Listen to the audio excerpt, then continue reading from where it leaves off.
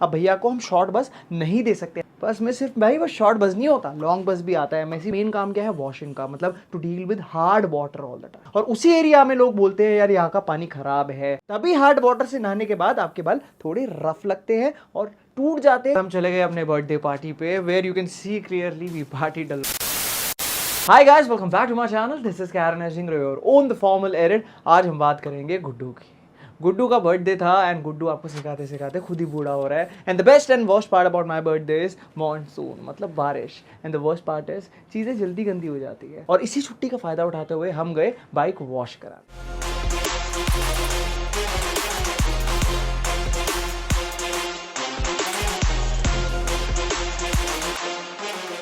मैंने भैया को देखा और पूछा, भैया आपको जब भी देखो आप टोपी पहने रहते हो। कहते भैया बाल जल्दी खराब हो जाते हैं और हमारा काम भी कुछ ऐसा ही है। तो मैंने बोला ग्रूमिंग प्रॉब्लम, और हम चलो दिखाते हैं दम। हमने दिखाई अपनी ट्रांसफॉर्मेशन सीरीज और उन्होंने बोला अरे भैया हम तो है मैकेनिक, कहाँ चढ़ा रहे हो हमें ऑन द स्काई। मैंने बोला अच्छा, अब तो मैकेनिक को करते हैं मॉडिफाई। भैया को एनालाइज करा और देखा कि उनके बाल हो गए रफ एंड डैमेज। उन्होंने गलती करी है CHC, मतलब C for colour, H for hard water and C for cap. Colour मतलब बाल थे उनके वाइट, वो छुपाने के लिए उन्होंने क्या बालों में कर लिया ब्लीच, जिससे सबको पता है कलर क्या होता है, it's a packet of chemicals. मैंने बहुत बार सुना होगा यार यहाँ का पानी तो बहुत खारा है। भैया का मेन काम क्या है? वॉशिंग का, मतलब to deal with hard water all the time. But exactly hard water होता क्या है? नॉर्मल वाटर के अंदर जो मिनरल्स होते हैं हार्ड वाटर में वो एक्सेसिव हो जाते हैं, ज्यादा हो जाते हैं। एग्जैक्टली कौन से मिनरल्स? Calcium and magnesium. लेकिन ये आपके बालों को कैसे डैमेज करता है? अब एक स्मूथ सरफेस है, स्मूथ सरफेस पे टच करेंगे बिल्कुल फ्लैट लगेगा, और एक अनइवन सरफेस पे टच करेंगे थोड़ा सा रफ लगेगा। वैसे ही एक हेल्दी हेयर होते हैं स्मूथ सरफेस, मतलब बड़े सारे मल्टीपल लेयर ऑफ सेल जो बिल्कुल स्मूथ रहते हैं। लेकिन जब हार्ड वाटर से धोते हैं, वो एक्सेसिव मिनरल थे ना वहां पे, वो स्मूथ सरफेस आपके बाल है उस पर वो एक्सेसिव मिनरल चिपक रहे हैं, तो वो उबड़ खाबड़ हो रहा है। तभी हार्ड वाटर से नहाने के बाद आपके बाल थोड़े रफ लगते हैं और टूट जाते हैं, क्योंकि जब वो चिपकता है that degrades the quality of your hair. Hair and skin के अलावा भी आपने बहुत बार नोटिस करा होगा घर पे इलेक्ट्रिक अप्लायंस होते हैं, जैसे कि गीज़र हो गई, आपकी टूटी पे, एंड इवन आपकी वॉशिंग मशीन्स पे जहाँ पे ज़्यादा हार्ड वाटर रन होता है। और मिलता कहाँ है आपका हार्ड वाटर? आपका टैप वाटर हो गया, बोरवेल का पानी हो गया, स्विमिंग पूल्स। WHO के हिसाब से एक अच्छी स्किन और हेयर के लिए पानी होना चाहिए प्योरिटी लेवल 300 या उससे कम, एंड बहुत जगह का उससे ज़्यादा होता है। तभी हम सुनते हैं यार यहाँ का पानी खराब है, यहाँ का पानी अच्छा है। अगर आप शावर से नहाते हैं या टूटी से नहाते हैं, सबकी एक ईजी अटैचमेंट आती है, उसको वाटर सॉफ्टनर कहते हैं। इजीली आपको अमेज़न पे मिल जाएगा और 300 से 1000 रुपए की रेंज का होता है। वो 20 to 30 वाटर की हार्डनेस कम कर देता है अगर वो लगाने के बाद थोड़ा सा भी बालों पे फर्क आता है। और उसी एरिया में लोग बोलते हैं यार यहाँ का पानी खराब है या आपके जेनेटिक्स वीक है। अगर फर्क आ रहा है उस चीज से तो आपका इन्वेस्ट करना बनता है। जैसे अच्छे शुद्ध पानी के लिए आप RO खरीदते हैं, वैसे ही अच्छे पानी से नहाने के लिए वाटर सॉफ्टनर आते हैं। इन चीजों से अच्छा है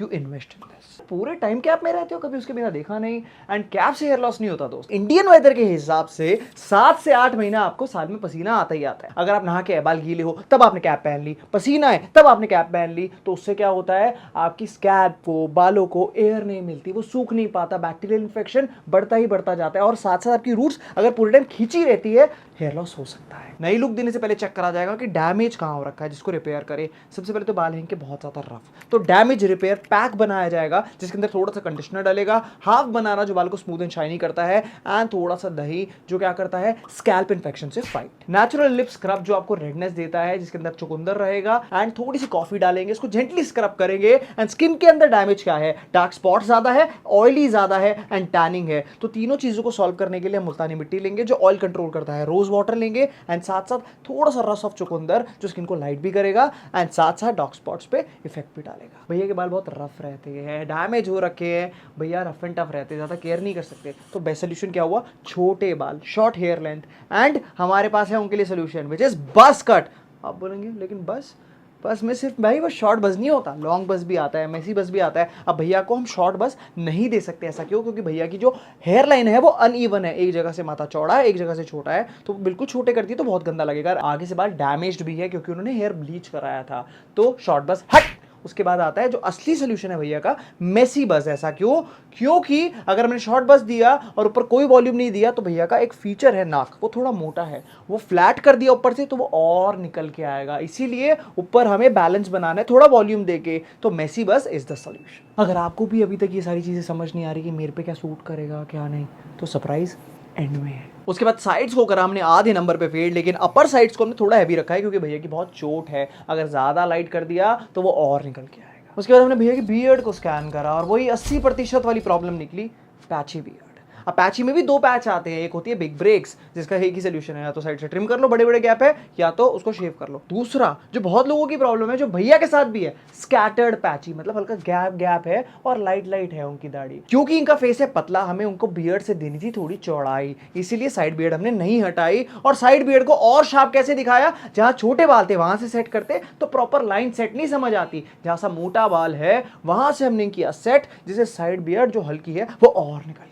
अब भैया की बॉडी टाइप देखते हैं, स्किनी और कॉम्प्लेक्शन देखने के बाद हम गए ओल्ड मनी एस्थेटिक लुक पे। ज़ारा की मॉडल की एक लुक हमने पिक करी, लेकिन सबसे इंपॉर्टेंट क्या होता है कलर कॉम्बिनेशन में, पूरी दुनिया कंफर्टेबल है एक ही कलर कॉम्बिनेशन के साथ। एक मोनोक्रोम लुक है जिसका नाम है ऑल ब्लैक। मोनोक्रोम का मतलब होता है कि ऊपर और नीचे का, मतलब टॉप और बॉटम जो है दोनों का कलर सेम।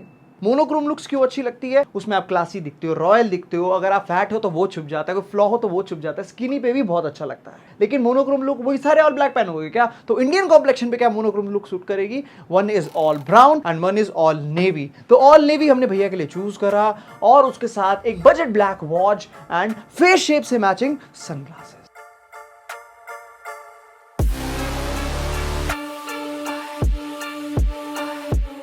फिर हमने भैया के कान में नोटिस करी piercing. Personally it's not my style, लेकिन people who are good with fashion बहुत अच्छे से कैरी करते हैं, बहुत सेलिब्रिटीज़, बहुत बड़े बड़े मॉडल्स।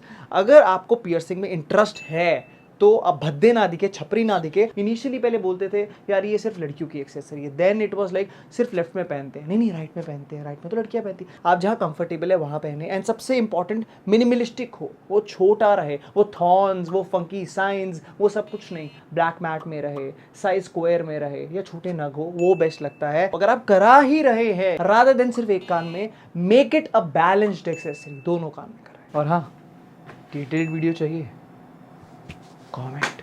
अब भैया का पूरा टाइम काम रहता है कार और बाइक के साथ, और भैया को है बाइकों का बहुत शौक, इसीलिए हमारे दिमाग में आई बाइकर्स लुक, लेकिन हमारा मन था कुछ क्लासी देने का, इसीलिए हमने कंबाइन कर दिया rough and tough biker look को एक फॉर्मल टच के साथ, जिसके लिए हमने क्या दिया, एक black leather jacket, white shirt, black tie, black pant, और उसी के लिए हमने मंगवाई भैया की dream bike which is royal Enfield की GT कॉन्टिनेंटल 650, एंड लुक लगी कुछ ऐसी।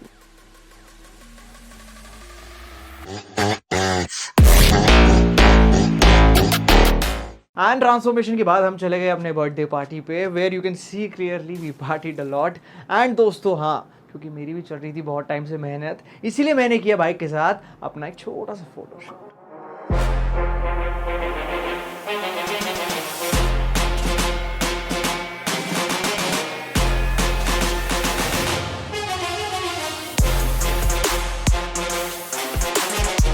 तो सरप्राइज की बात आती है, आपको मेरे को अब दो चीज़ें बतानी है। सबसे पहला क्या, because it's my birthday, it's a matter of Joy that I am riding my favourite bike, जो स्टाइलिश है, कंफर्टेबल है एंड पावरफुल है। तो मेरे स्टाइल के साथ जा रही है नहीं जा रही, आप कमेंट करके बताना लिया जाए यानी GT 650, येस और नो। और दूसरी चीज़ बताना दोस्त कि हमारी जो ट्रांसफॉर्मेशन का फॉर्म है वो क्लोज हो चुका है, सब्सक्राइबर ऑलरेडी हम चुन चुके हैं, लेकिन 3 और विनर हम चूज करेंगे कमेंट से। तो आपको क्या करना है, इसका क्राइटेरिया, अगर आप दिल्ली आ सकते हैं तो इस वीडियो को आप शेयर करेंगे कहाँ, फेसबुक पे, कमेंट करेंगे अपनी एज, अपना नाम, अपना प्रोफेशन, आप जो भी करते हैं, आप स्टूडेंट भी है, अब वो चीज़ साथ में डालिए उस कमेंट पे, and we'll pick out 3 winners from the comment section. तोड़ दो